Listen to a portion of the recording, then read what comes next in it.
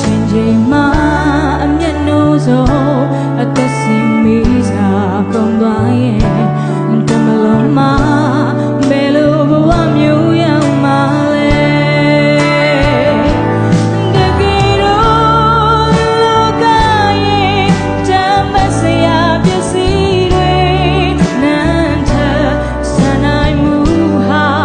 လူအသက်ကိုမကယ်နိုင်ဘူးအချင်းသူဖို့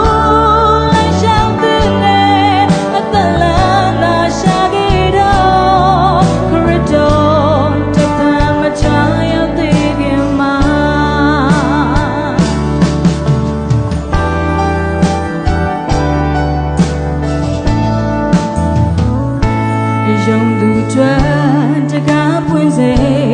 ဒူဝင်ခွင့်တွေရှိသေးတယ်ကိုရောဖျားချမ်းလာခဲ့ရင်အခွင့်ရရင်မလဲတော့ဘူးမရရတဲ့လူဘဝရဲ့အစီအတိုင်းသာစမျောရဲ့မဆန်နိုင်ဆုံးဘယ်လိုဘဝမျိုးရောက်မှာလဲ